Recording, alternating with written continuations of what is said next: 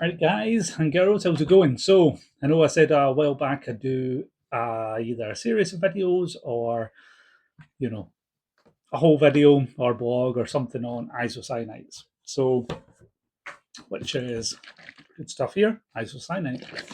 But it's probably best if we get some fundamentals out the way in a shorter video that, because attention spans are short for some people, but also people are busy. So I'll probably cut everything together in the end at some point for a larger, maybe YouTube video, who knows. But the point is for now, understanding some fundamentals about cross-linking is quite important, and the differences on what is cross-linking and again, why does it matter? So have I got one here? I do have one here, hold on. So this will come in as a prop.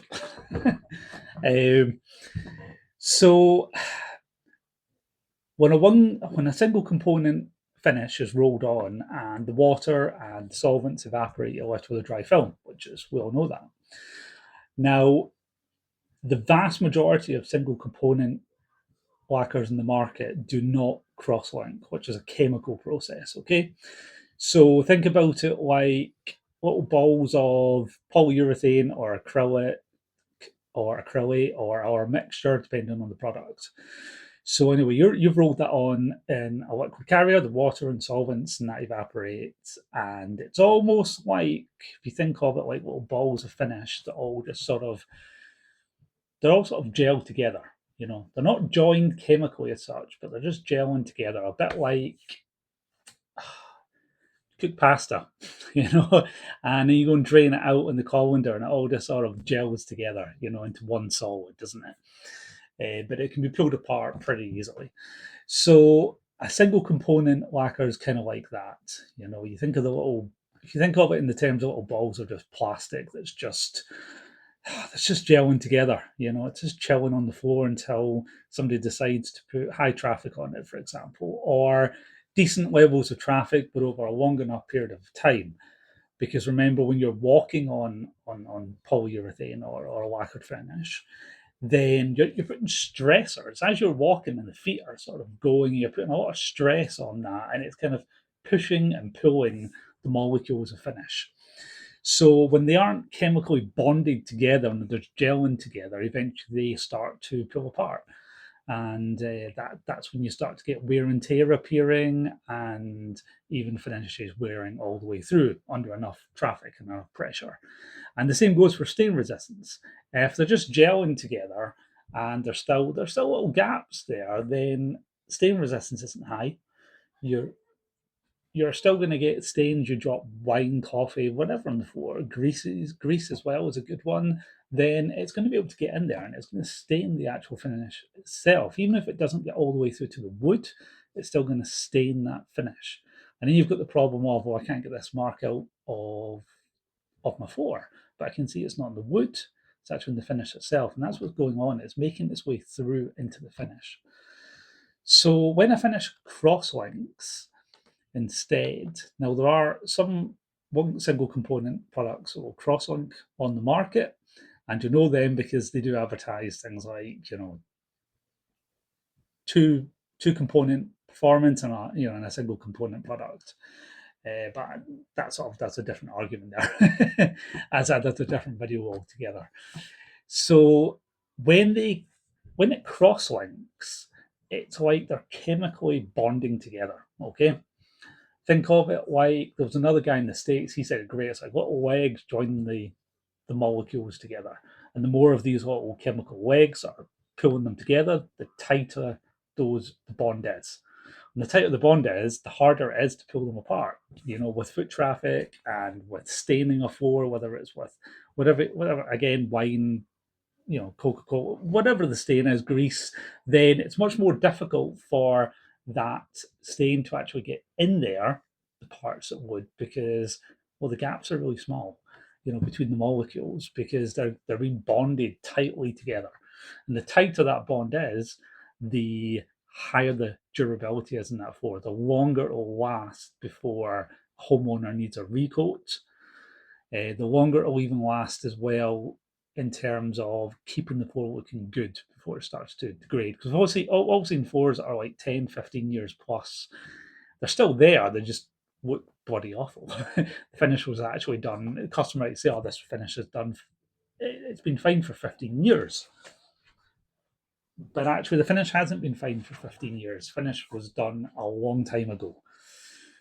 So that's what the difference is there. Now, the vast majority of single component lacquers will not chemically cross-link. And the Vortex no different in one of their ones. So we've got our own one, our Flowtech, which is our sort of entry-level single component.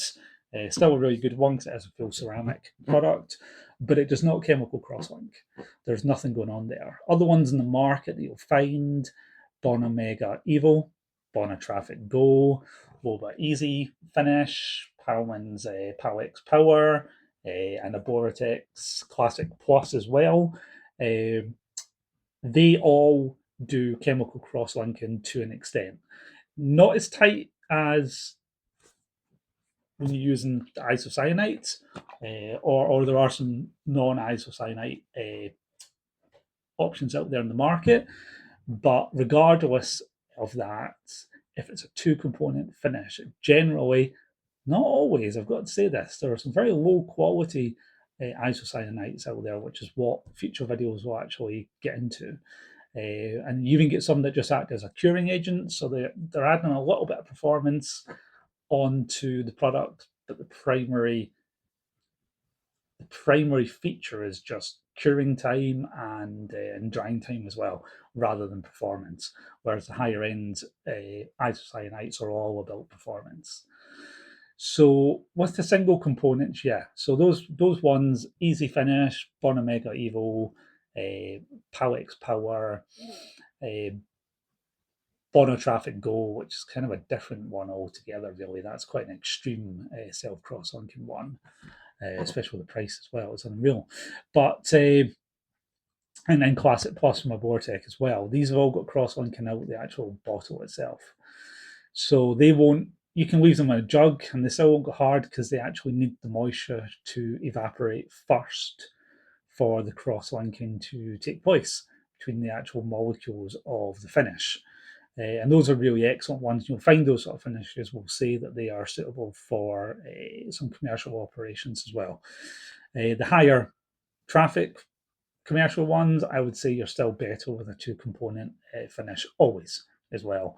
I don't, with all the research I've done, I just don't, there's nothing that I can read in the research that brings me to a conclusion that any single component out the bottle cross-linking can achieve the same performance as a isocyanate based one, or some of the other ones as well that are not isocyanate based.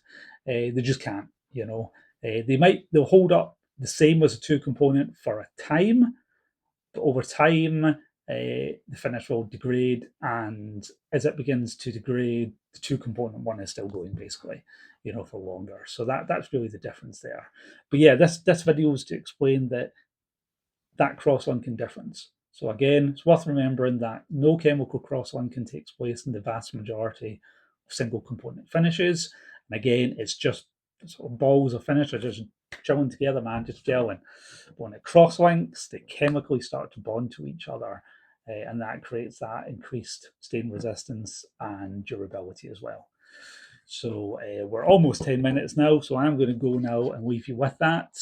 And obviously this video can be watched again because let's face it, we're used to watching 60-second videos these days and getting some information. So, but any questions, leave in the comments or anything like this. I always like to hear people's thoughts and questions as well. There's a few floor sanders in the industry who pose sort of questions towards me, and some of them I can answer straight away, and some of them like, I want to know the answer. As another floor sander said, we should all know more about what we're putting down on floors rather than just going, yeah, that'll